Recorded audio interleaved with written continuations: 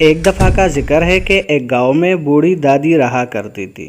وہ بہت چالاک اور تجربہ کار تھی۔ سارے گاؤں والے اس کو دادی دادی کہہ کر پکارتے۔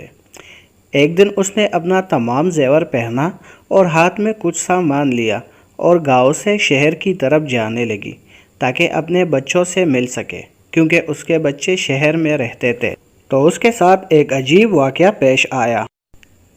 اس گاؤں میں سنی اور ببلو نام کے دو چور رہتے تھے۔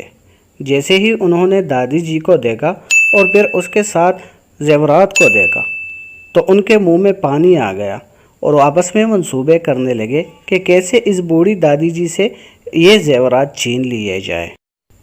جب بوڑھی دادی ان کے سامنے سے گزری تو سنی نے ببلو سے کہا، دیکھ رہے ببلو تیری دادی کو، اتنا سارا سونا اکیلا اسی کے پاس ہے، یہ سارا اس کے پاس رہے گا تو ہم کیا کھائیں گے؟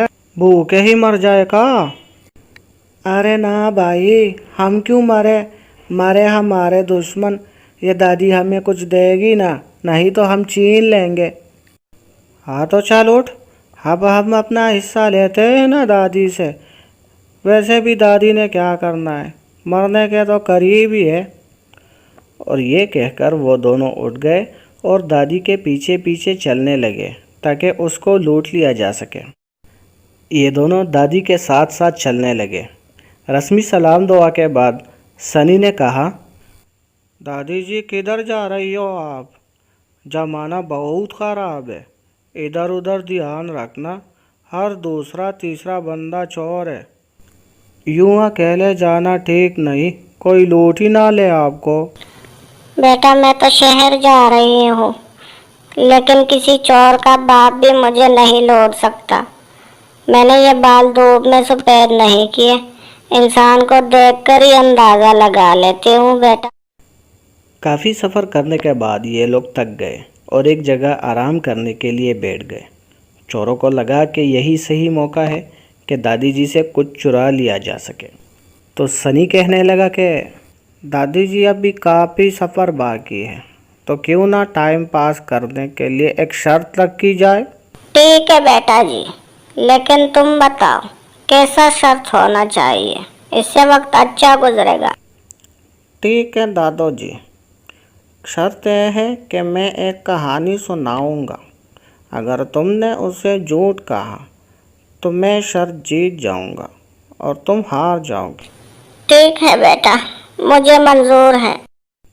تو سنو دادی جی، ہمارے پاس ایک گائے ہوا کرتی تھی، وہ بہت ہی پیاری تھی، اس کی بڑی بڑی آنکھیں تھی اور ایک بڑے سے مزیدار سے کان تھے۔ وہ ایک وقت میں اتنا دودھ دیتی کہ پورے گاؤں کے لیے کافی ہوتا تھا، اور مزے کی بات یہ ہے اگر ہم اس کے ایک سینگ پر بیٹھ جاتے تو مشرق تک چلے جاتے، اور اگر ہم اس کے دوسرے سینگ پر بیٹھ جاتے تو مغرب تک چلے جاتے۔ وہ بہت ہی زبردست گائے تھی، لیکن ایک دن ایک مچھر نے اس کو کاٹا اور وہ بالکل غائب ہی ہو گئی، جیسے وہ اس دنیا میں کبھی آئی ہی نہیں ہو۔ بہت افسوسناک واقعہ ہے، مجھے بہت دکھ ہوا سن کے، یہ بالکل سچ ہے۔ جب چوروں نے دیکھا کہ ان کا یہ تیر تو نشانے نہیں لگا تو اس سے پہلے کہ وہ کچھ اور سوچتے کوئی دوسری چال چلتے، دادا جی نے فوراً کہا، اب اسی شرط پر میری کہانی سنو۔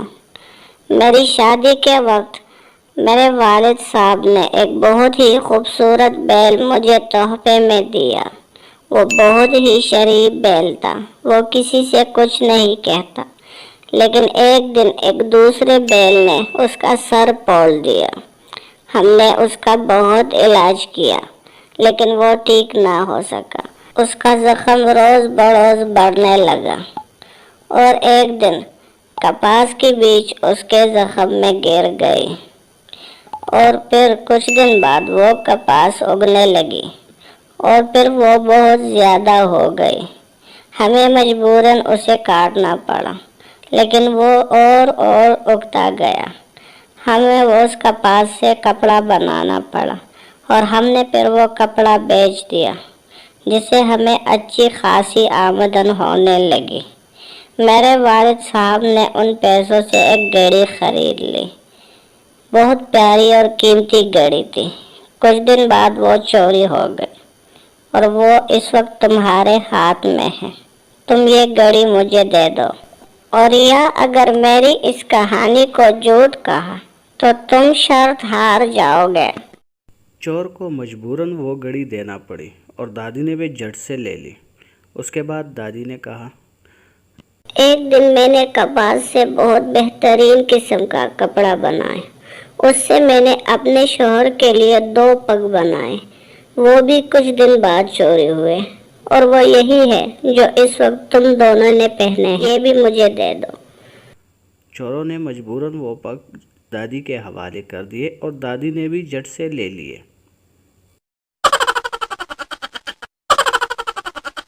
چوروں کے گنجے سر دیکھ کر دادی کو ہنسی آنے ہی والی تھی، لیکن اس نے خود کو کنٹرول کر لیا اور اتنے میں ببلو کہنے لگا، دادی جی آپ نے تو ہمیں بری طرح لوٹ لیا، لیکن اب تھوڑی سی مہربانی کر دو، بہت بھوک لگی ہے، کچھ کھلا دو۔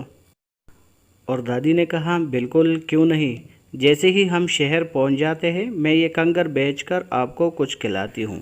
کچھ وقت بعد یہ تینوں شہر پہنچ گئے۔ دادی نے ان کو ایک سنارے کی دکان کے سامنے بٹھایا اور کہا کہ میں ابھی زیور بیچ کر آتی ہوں، پھر چلتے ہیں کھانا کھانے۔ جبکہ دادی سنارے سے کہنے لگی، میں اپنے 2 نوکر لائی ہوں، میں ان کو 10,000 روپے میں بیچنا چاہتی ہوں، کیا تم لوگے؟ ہاں ہاں میں بالکل لوں گا، مجھے ضرورت ہے آدمیوں کی۔ اس طرح ان کا سودا پکا ہو گیا۔ باہر چور انتظار میں تھے کہ ابھی دادی آ جائے گی، لیکن اتنے میں سیٹھ آیا اور ان سے کہنے لگا، تمہاری مالکن نے مجھے تمہیں 10,000 روپے میں بیچ دیا ہے، اب چلو بہت سا کام باقی ہے۔ چوروں کے پاس صرف ایک ہی راستہ بچا تھا اور وہ تھا رونے کا، اور وہ خوب روئے۔